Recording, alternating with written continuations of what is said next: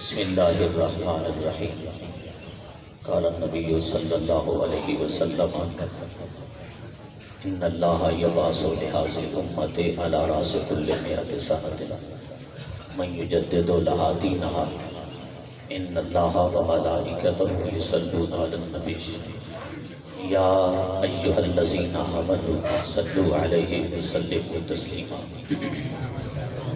محبت کے ساتھ پڑھیے الصلاۃ والسلام علیک یا سیدی یا رسول اللہ وعلی آلک واصحابک یا سیدی یا حبیب اللہ رب صلی وسلم دائما ابدا علی حبیبک خیر الخلق کلہم۔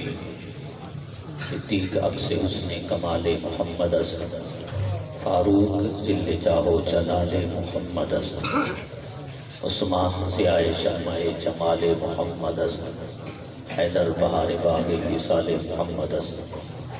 حاضرین محترم، آپ کو معلوم ہے کہ آج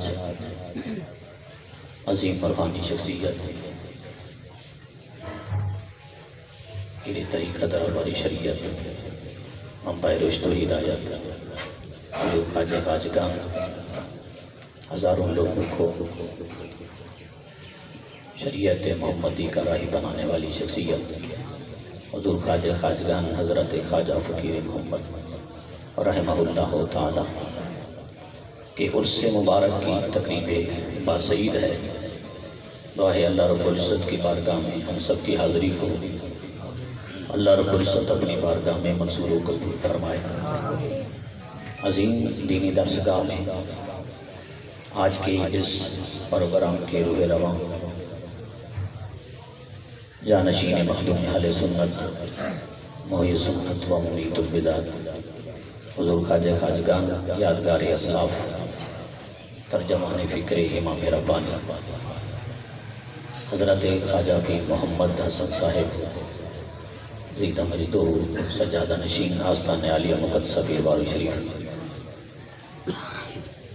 یہ عرس مبارک کی تقریب باسعید بھی ہے اور ساتھ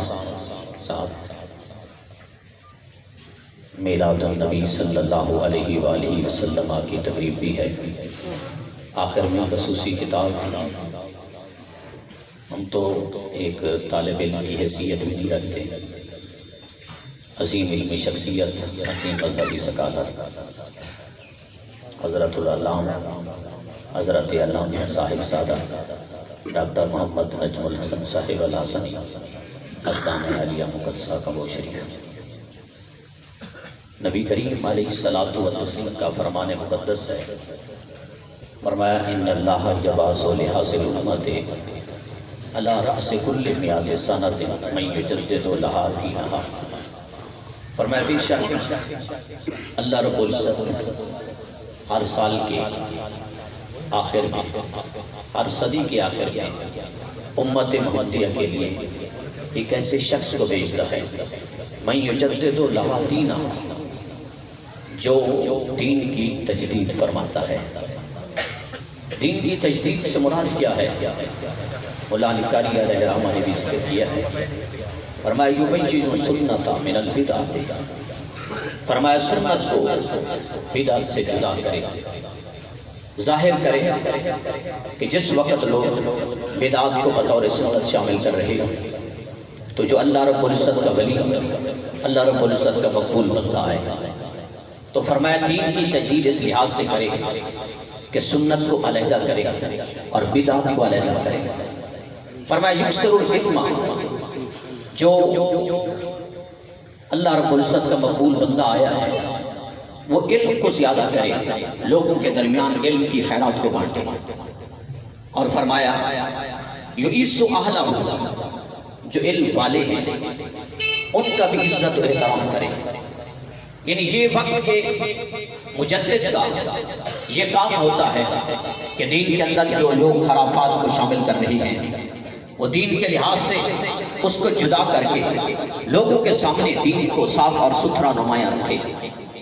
نبی کریم علیہ الصلوۃ والتسلیم کا فرمان مقدس ہے کہ اللہ رب العزت کے اولیاء، اور فرمایا میری امت کے جو تقوی اور پرہیزگاری کے لحاظ سے اعلیٰ منصب پر ہیں ان کو صوفیاء بھی کہا جاتا ہے۔ اس واسطے ایک بہت بڑے صوفی نے تعریف کی ہے، فرماتے هو القدوۃ لا صلح فیہ، فرمایا یہ جو تصوف ہے اور صوفیت ہے، صوفیت ایک ایسی جنگ کا نام ہے کہ جس میں صلح نہیں ہے۔ بھئی جنگ کس کے ساتھ ہے؟ فرمایا شیطان کے ساتھ ہے اور نفس امارہ کے ساتھ ہے، یعنی جو اللہ رب العزت کا ولی ہوتا ہے کبھی شیطان کے ساتھ صلح نہیں کرتا، اس کا کچھ عرصہ تو پیچھے گزرے اور آخر کے اندر وہ صلح نامی شخصیت بن جائے۔ فرمایا ایسا نہیں، جو اللہ رب العزت کا ولی ہوگا جو ہی ہوش سنبھالے گا اور دین کا کام کرنے شروع ہوگا، آخری دم تک شیطان کے ساتھ بھی جہاد کرتا ہوا نظر آئے گا اور شیطان کے شتومروں کے ساتھ بھی جہاد کرتا ہوا نظر آئے گا۔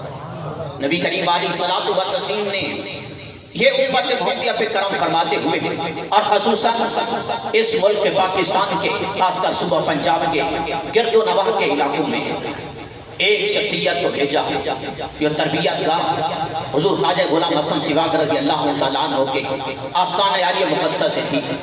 اگر میں جتنی تعریف کروں یہ آپ بھی کریں وہ تعریف نہیں ہو سکتی جو حضور پیر بارو کریم علیہ الرحمہ نے ایک دو جملے میں ارشاد فرمائی تھی۔ فرمایا بابو فقیر و مادرزاد ولی ہے، میں نے اس کی بچپن میں بے شمار کرامات دیکھی ہیں اور میرا فقیر ایسا ہے جو حضور خواجہ غلام حسن سواگ رضی اللہ تعالیٰ عنہ کی اشاعتوں کو تازہ کرتا ہوا نظر آئے گا۔ فرمایا ایسی ہی شخصیت 8-10 سال کا عرصہ آستانہ عالیہ مقدسہ پیر بادی شریف میں رہا ہے۔ حقیقت کے لحاظ سے آپ کا ہر سال دیکھا، آپ کا ہر مہینہ دیکھا، ہر ہفتہ دیکھا، ہر دن دیکھا ہے، ہر گھنٹہ دیکھا ہے اور جتنے گھنٹے میسر آئے ہیں وہ دیکھا ہے۔ یہ نہیں ہوا کہ اگر مرض آئی ہے تو پھر شریعت کی خلاف ورزی کرے، اگر سفر میں ہے تو پھر شریعت کو چھوڑ دے۔ حقیقت کے لحاظ سے چاہے نماز کا مسئلہ تھا، چاہے روزے کا تھا، چاہے حج کا تھا، چاہے زکوٰۃ کا تھا، چاہے مدارس کے لحاظ سے تھا، چاہے کانفرنسز کے لحاظ سے تھا، حضور خواجہ خواجگان نے جو کردار ادا کیا ہے شاید کہ صدیوں بعد بھی کوئی ایسا کردار ادا نہ کر سکے۔ فرماتے ہیں صاحبزادہ محمد عبد الرحمن الحسنی صاحب آستانہ علیہ شاہ والا شریف فرماتے ہیں حضور پیر بارو کریم علیہ الرحمہ کا جس وقت وصال ہوا تو ہم حضرت علامہ ملک المدرسین حضرت علامہ عطا بندیالوی صاحب علیہ الرحمہ کے پاس پڑھتے تھے تو قبلہ عطا بندیالوی علیہ الرحمہ نے ارشاد فرمایا یارو پیر بارو کریم رحمت اللہ تعالیٰ علیہ تو بلند منصب پر فیض تھے، لیکن جو آپ کا سجادہ نشین ہوگا جس کا آپ نے انتخاب فرمایا وہ کیسے ہوگا؟ فرماتے تھوڑا سا عرصہ گزرا، خوشاب کے اندر ایک جلسہ ہوا، حضرت خواجہ خواجگان مخدوم اہل سنت کی زیر صدارت تھا، قبلہ عطا بندیالوی صاحب علیہ الرحمہ بھی وہاں موجود تھے۔ فرماتے جو ہی آمنا سامنا ہوا کسی نے تعارف نہیں کرایا کہ یہ حضور پیر بارو کریم علیہ الرحمہ کے سجادہ نشین ہیں۔ قبلہ علامہ عطا بندیالوی صاحب علیہ الرحمہ کی جو ہی نظر پڑی ہے آپ نے فرمایا اللہ یہ کون سی شخصیت ہے؟ لوگوں نے کہا اسے خواجہ فقیر محمد حضور پیر بارو کریم کا جانشین کہا جاتا ہے۔ آپ نے فرمایا باقی انہوں نے صحیح انتخاب فرمایا ہے۔ اگر حضور شیخ الحدیث حضرت علامہ عبدالستار سیدی صاحب زیدہ شرف ہو جو حضور قبلہ امیر المجاہدین کے اساتذہ میں سے ہیں، اگر وہ دیکھتے ہیں تو آپ نے ارشاد فرمایا میں نے آج کچھ وقت کو دیکھا ہے۔ اگر علامہ محمد صدیق ہزاروی صاحب دیکھتے ہیں تو وہ بھی فرماتے ہیں اللہ کے ولی کی مجھے کافی عرصہ بعد آج زیارت ہوئی ہے۔ یعنی جو بھی آتے ہیں چاہے علماء آتے ہیں، چاہے فضلاء آتے ہیں، چاہے سادات اسام آتے ہیں، جتنی بڑی قدآور شخصیات آتی ہیں حضرت خواجہ خواجگان کو دیکھتے ہوئے یہ کہہ دیتے ہیں کہ اگر دیکھنی ہو شخصیت جو بظاہر سادہ سا ہے لیکن حقیقت کے لحاظ سے حضور مجدد الفسانی کا حقیقی کارکن ہے، روحانی بیٹا ہے، حضور خواجہ غلام حسن سواگ رضی اللہ تعالیٰ عنہ کے فیض کو بانٹنے والی شخصیت ہے صحیح طریقے پر، تو اسے خواجہ خواجگان حضرت خواجہ فقیر محمد لاسانی کہا جاتا ہے۔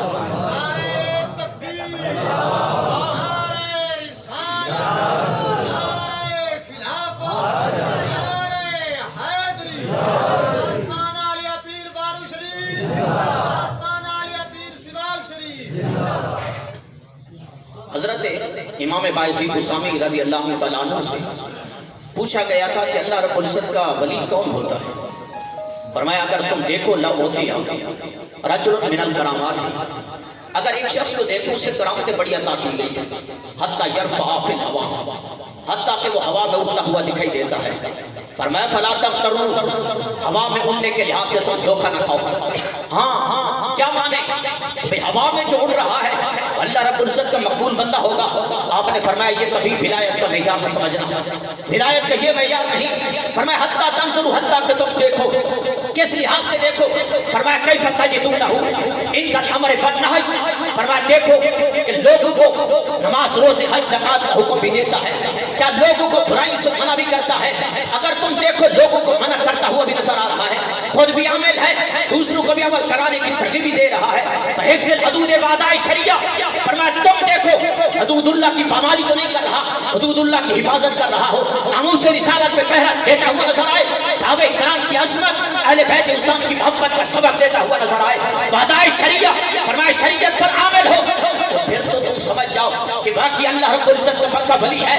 اگر یہ دیکھو کہ خود بھی عامل نہیں، دوسروں کو بھی نہیں کہتا ہے بس میری محبت ضروری ہے، کسی اور کی محبت ضروری نہیں، اللہ رب العزت کی وحدانیت نہیں، نبی کریم علیہ السلام کی رسالت نہیں، صحابہ کرام کی عظمت و عزت نہیں، اہل بیت اسلام کی محبت نہیں۔ فرمایا پھر ایسے ولی سے دھوکہ نہ کھاؤ۔ فرمایا اڑنے کے لحاظ سے تو ایک پرندہ بھی اڑتا ہے، دور تک پرواز کرتا ہے۔ فرمایا پہلے دیکھو یعنی شریعت کی ترازو پہ تولو، کیا شریعت کے لحاظ سے واقعی سچا رہا ہے؟ تو پھر تم مان جاؤ اگر ہوا میں اڑتا ہوا بھی نظر آئے تو پھر وہ اللہ رب العزت کا ولی ہو سکتا ہے۔ نعرہ تکبیر، نعرہ رسالت، نعرہ خلافت، نعرہ حیدری۔ وہ کانفرنسز کے لحاظ سے ہو یا مدارس کی صحیح بنیاد کے اعتبار سے ہو۔ ایک مرتبہ ہمارے علاقہ میں آپ تشریف فرما ہوئے، حضرت علامہ استاد العلماء ہمارے استاد محترم مفتی اہل سنت مفتی وزیر احمد صاحب بارہویں وزیر اشرف ہے، آپ نے جلسہ کرایا، سنگ بنیاد کے لیے تشریف لے گئے، تو آپ نے ایک بات فرمائی، فرمایا گڑھ مراجہ کے اندر خوارج اور روافظ کا بڑا شور شرابہ تھا، وہ لوگ میلاد النبی صلی اللہ علیہ وسلم کا جلوس بھی نہیں نکالنے دیتے۔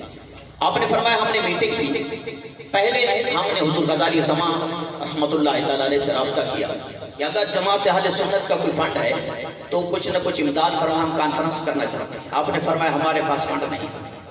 فرماتے ہم نے میٹنگ کی، پیسے جمع کر رہے تھے، چندہ کر رہے تھے، تو آپ نے اپنی جیب میں جو ہی ہاتھ ڈالا ہے، باہر نکالے تو 8 آنے تھے، یہ پہلے 8 آنے 4 آنے جو چلتے تھے۔